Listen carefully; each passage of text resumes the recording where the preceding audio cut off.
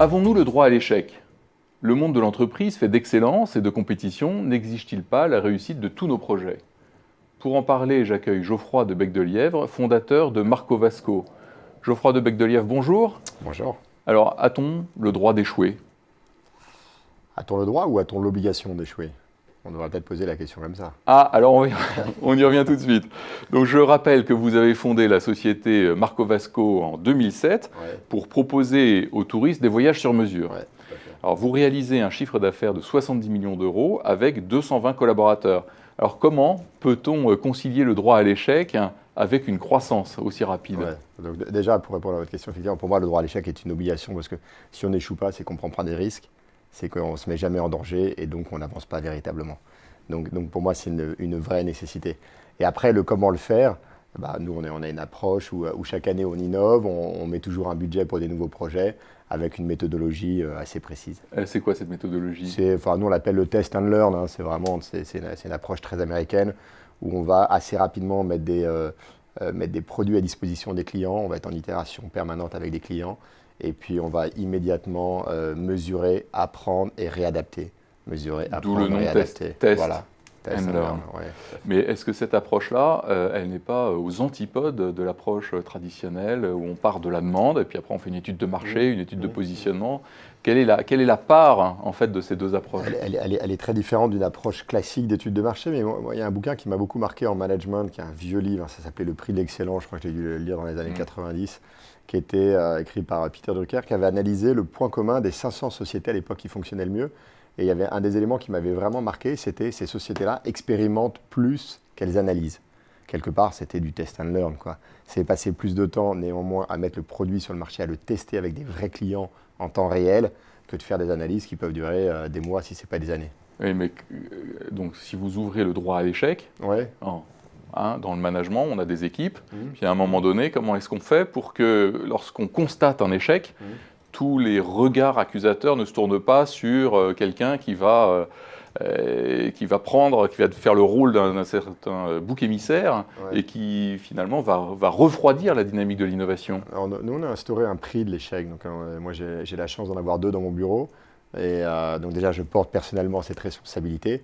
Et puis, on pousse vraiment cette culture de l'innovation et d'essayer des nouvelles choses. Et je suis le premier à pousser cette culture-là, parce que je pense que d'ailleurs, c'est quelque chose qui doit être fait par les PDG directement.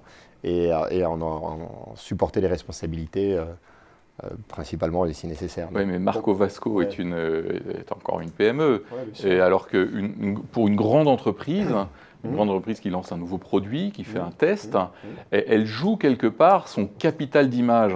Donc, est-ce qu'il n'y a pas une différence de risque et est-ce que finalement, le test and learn n'est pas réservé aux PME? Est-ce que l'image de Google a été dégradée suite au Google Glass qui n'a pas fonctionné tel qu'il le voulait? Est-ce que l'image de Google est dégradée suite à Google+, où ils se sont dit c'est pas possible, Facebook est en train de prendre tout le marché, on ne va pas les laisser passer. Finalement, ça ne marche pas véritablement. Ils ont même décidé de...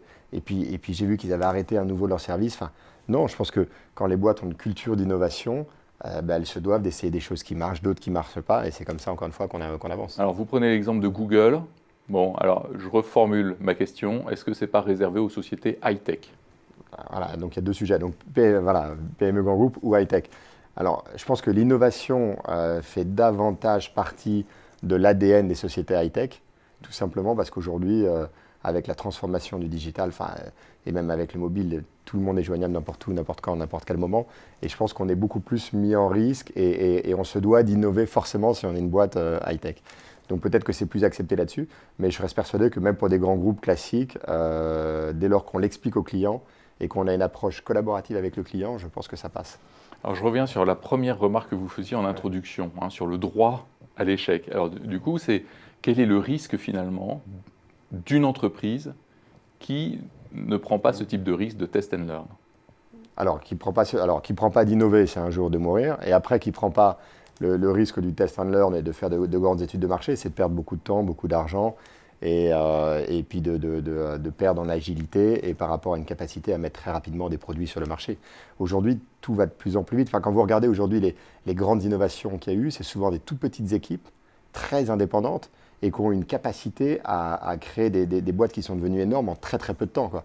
Donc je pense qu'il faut donner de l'autonomie à une partie de ces équipes, probablement plus avoir des équipes dédiées. Nous, on l'a pris en interne hein, sur l'innovation, quand on fait nos grandes messes d'enterrement sur les projets qui ont marché et pas marché, on se rend compte que souvent, enfin, quand ça n'avait pas marché, c'est qu'on n'avait pas d'équipe proprement dédiée à ça. Et voilà, et donc avoir des équipes dédiées, leur donner toute l'autonomie et recruter des talents. Alors, ce qu'il faut retenir, c'est que finalement, l'approche Test and Learn et le droit à l'échec sont des corollaires de la dynamique de l'innovation. Oui, oui, tout à fait. Ouais. Bon, ben, ce sera le mot de la fin. Alors, Geoffroy de Bec de Lièvre, fondateur de Marco Vasco, merci. Merci.